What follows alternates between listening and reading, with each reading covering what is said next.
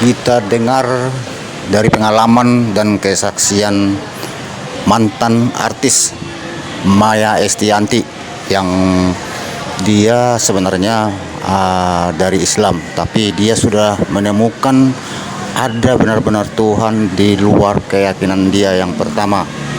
Tapi tidak tahu apakah dia ini sudahkah dia percaya 100% atau bagaimana.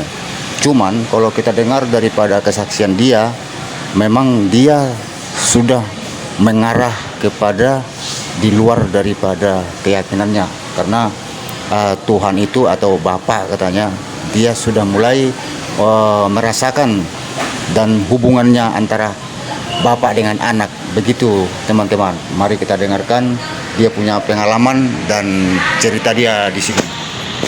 Saya 2009 gua mulai berdiskusi dengan orang-orang pecinta Tuhan dengan lain di luar agama gua. Jadi gue mulai berdiskusi dengan orang-orang yang mencari Tuhan semua atau mencintai Tuhan dengan caranya masing-masing. Udah akhirnya gue belajar kitab-kitab di luar kitab gue gitu kan. Pada akhirnya keterusan dengan terus lama-lama kok dengan membaca kitab-kitab di luar kitab gue juga udah pasti udah ngerti. Cuman dengan melihat kitab-kitab yang lain kan ada bahasa lain, ada bahasa penyampaian yang lain gitu loh. Walaupun sebenarnya intinya sama gitu, tapi paling enggak gue ngerasa bahwa akhirnya gue mencari makin pengen tahu tentang siapa sih Tuhan itu. Keren banget, lu justru mendengar Tuhan dengan begitu jelas ketika lu lagi sembayang dan ketika lu lagi ada koneksi tersebut. Akhirnya gue mau nggak mau gue harus pengen mengenal lebih deep, lebih dalam gitu loh. Akhirnya gue diskusi perkumpulan gue, berdiskusi orang-orang mengkaji kitab. Pada akhirnya kita ketemu orang-orang yang sama-sama mencari Tuhan. Nah itu gue prosesnya kayak gitu tuh. Kalau dia kan masuk ke agama, masuk ke sekte ini, masuk ke agama gue kan baca kitab ini. Jadi pada akhirnya pada saat gue mencari Tuhan, gue tidak mau menjadi kan selama ini gue menjadi Islam karena kan gue lahir dari keluarga Islam. Ya kan, gue tidak mau terdogma dengan bahwa yang paling benar agama gue atau paling benar agama lo, gue gak mau terdogma itu. Pada saat gue mempelajari, gue harus mengosongkan semua pikiran gue bahwa gue accept semuanya, bahwa gue pengen tahu ini mana sih ya kan, kayak film PK itu loh. Jadi benar-benar semua dimasukin ya kan, ibaratnya dipelajarin semua kan. Nah disitulah gue makin deep tentang Tuhan pada akhirnya gitu. Dan pada akhirnya gue ketemu perkumpulan yang benar-benar yang itu tadi yang gue bilang, semua tuh orangnya benar-benar mencintai Tuhan itu tulus banget. Dan tapi Tuhan juga, misalnya gue berdoa, gue minta gini-gini ke Tuhan, nggak tahu dikabulin, bingung gue, loh kayak pikir dia minta loh, ada apa, dia minta apa makanan, dikasih makanan loh, kan gitu loh. Jadi akhirnya lama-lama gue bermain-main dengan Tuhan, dalam arti bukan bermain-main kasar ya, bermain dalam arti kita kayak bapak ke anak tuh yang kita bermain-main kayak sayang-sayangan, bermain-main. Bapak aku minta bakal ngalamin sekitar sepanjang itu gue bakal diuji, gue udah tahu. Karena gue kan orangnya tipe kalau misalnya gue lagi galau, gue buka kitab gue gitu kan ya. Yang misalnya bicara dengan dalam hati sama Tuhan, gue tiba-tiba ya Tuhan ini gimana, berapa lama gue diuji, terus gue buka kitab gue dong, Al-Quran ya kan. Terus jawabannya gini, Nabi Musa itu ikut kerja dengan mertuanya kalau mertuanya itu 8 tahun. Kalau di bahasa lo kan Jetro, bahasa gue namanya Syekh Madian itu kan. Itu 8 tahun sempurna 10 tahun dan itu terjadi loh. Jadi gue begitu aku baca gitu, lama banget itu gue diujinya.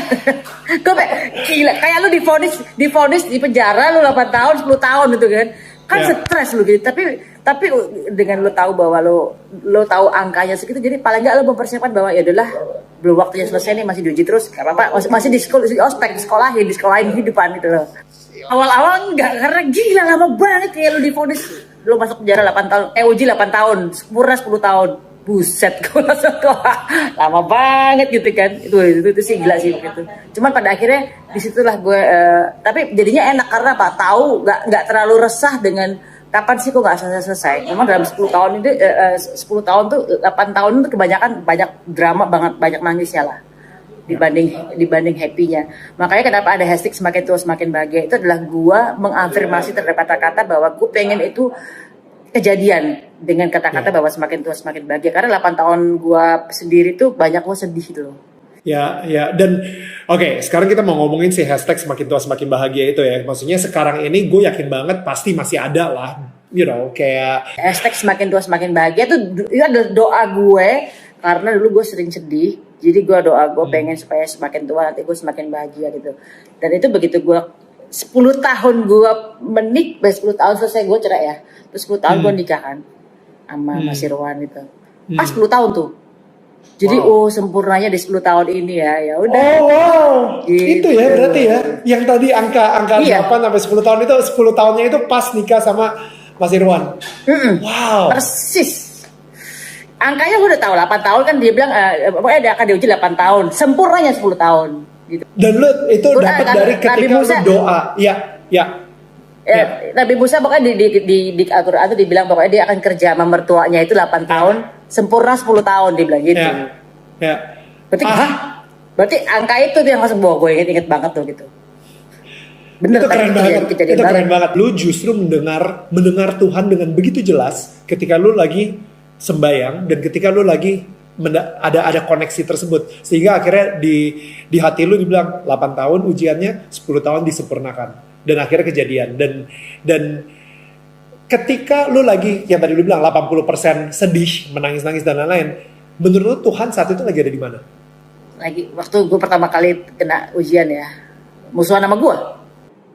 Saat itu ya gue pikir dia lagi musuhan sama gue, dia kayak lagi marah nih sama gue, lagi musuhan sama gue, kurang ajar itu hari ini. Dulu begitu dulu ya. Maaf Tuhan itu. dulu gitu. Ya. tapi Kapan itu berubah? tapi tahun 2009. Jadi gue cerai tahun 2008. Terus gue 2009 gue mulai berdiskusi dengan orang-orang pecinta Tuhan dengan lain di luar agama gue. Jadi gue mulai berdiskusi dengan orang-orang yang mencari Tuhan semua atau mencintai Tuhan dengan caranya masing-masing. Gue mulai berdiskusi tuh asik-asik gitu. Mulai debat-debatan nih, karena gue nggak tahu ajarannya, dia nggak tahu ajaran gue gitu. Jadi sama-sama debat-debatan biasa gitu. Sama-sama blow on, kita berdua sama-sama lo nggak ngerti punya gue nggak ngerti punya lo. Tapi kita asik debatnya, benar-benar yang debat yang nggak perlu. Tapi kadang-kadang beranteman gitu. Tapi lama-lama akhirnya gue mau nggak mau gue harus bacain kitab supaya gue nggak kalah dalam debatnya gitu kan. Udah akhirnya gue belajar kitab di luar kitab gue gitu kan. Pada akhirnya keterusan dengan terus lama-lama kok dengan membaca kitab di luar kitab gue juga udah pasti udah ngerti. Cuman dengan melihat kitab-kitab lain kan ada bahasa lain, ada bahasa penyampaian yang lain gitu loh. Walaupun sebenarnya intinya sama gitu, tapi paling nggak gue ngerasa bahwa semakin akhirnya gue mencari makin pengen tahu tentang siapa sih Tuhan itu. Pengen mengenal lebih deep, lebih dalam gitu loh. Akhirnya gue diskusi perkumpulan gue, diskusi orang-orang mengkaji kitab. Pada akhirnya kita ketemu orang-orang yang sama-sama mencari Tuhan tapi dengan jalannya masing-masing gitu. Akhirnya sekarang Tuhan di mata lu seperti apa? Setelah lo riset, lo mengkaji dan lain-lain gitu, akhirnya Tuhan sekarang nih, lu kan mempunyai hubungan yang kuat dong dengan Tuhan sekarang nih ya. Jadi akhirnya nih, yang tadi lu kayak maki-maki dan lo gimana sih Tuhan nih dan lain-lain, sampai akhirnya sekarang lu mempunyai image Tuhan itu seperti apa? Lucu sih Tuhan. Lu tau film PK? PK. Gue selalu kasih contoh ini sih ke orang-orang sih. Ada dua Tuhan di dunia ini. Ya. Tuhan yang mencintai kita, Tuhan yang diciptakan manusia, sama Tuhan yang menciptakan manusia. Nah itu gue prosesnya kayak gitu tuh. Kalau dia kan masuk ke agama, masuk ke sekte ini, masuk ke agama gue kan baca kitab ini. Jadi pada akhirnya pada saat gue mencari Tuhan, gue tidak mau menjadi, kan selama ini gue menjadi Islam karena kan gue lahir dari keluarga Islam.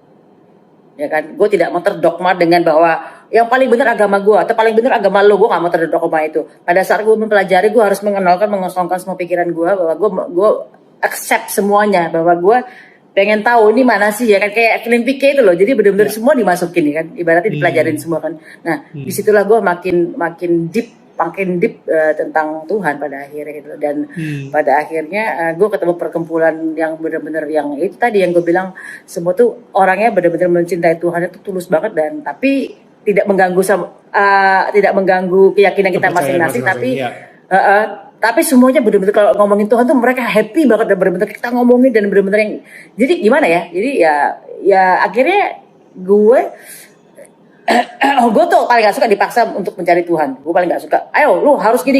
Ayo kamu fanatik gini. Gue gak bisa. Gue orangnya kalau Maya makan ini, vitamin ini. Emang vitamin ini isinya apa? Kenapa aku harus makan ini? Kandungannya apa aja? Dibuat tahun berapa? Jadi gue harus detail, harus tahu. Kenapa gue harus gitu loh. Kalau kita harus disuruh berdoa kepada Tuhan. Gue pengen tahu Tuhan gue kayak gimana sih? Sehebat apa sih? Sedetail apa sih? Maksudnya gue harus tahu dong. Nah, itu pun harus lolos uji dulu. Begitu gue makan obat ya, sembuh gak ya? Terus gue juga gitu, gue sama Tuhan juga, misalnya gue berdoa, gue minta gini ke Tuhan, nggak tahu dikabulin, bingung gue, loh, kayak pikir dia minta loh, ada apa dia minta apa makanan, dikasih makanan loh, kan gitu loh. Jadi akhirnya lama-lama gue bermain-main dengan Tuhan, dalam arti bukan bermain-main kasar ya, bermain dalam arti kita kayak bapak ke anak tuh yang kita bermain-main kayak sayang-sayangan bermain-main. Bapak aku minta ini dong, dikasih loh, dikasih gitu kan. Jadi bermain-main yang dalam arti yang sayang. Ya. Jadi gue minta ini beli ini gitu. Kan gue sendiri, gak mungkin gue minta manusia kan gitu. Ya. Tuh ya Allah gue minta beli rumah dong, gimana caranya cash gitu. Tahu cepret dikasih kerjaan, wah ini beli rumah. Bingung nggak? Jadi gue kok bisa ya? Kayak gitu. Jadi akhirnya gue pada akhirnya itu tahun 2012 gue mulai sangat yakin terhadap Tuhan. Udah mulai sangat yakin banget. Gak tau ya di 2013 gue diuji lagi tentang kecelakaan dulu. Disitulah gue diuji keimanan gue. Jadi begitu dia nabrak, dia kebalik badannya. Katanya begitu kebalik langsung cepet dikeluarin sama orang, ditaruh di bak apa sih, truk bak pickup mobil pickup itu, terus langsung dilariin rumah sakit. Dan sampai hari ini gue nggak tahu itu siapa orangnya.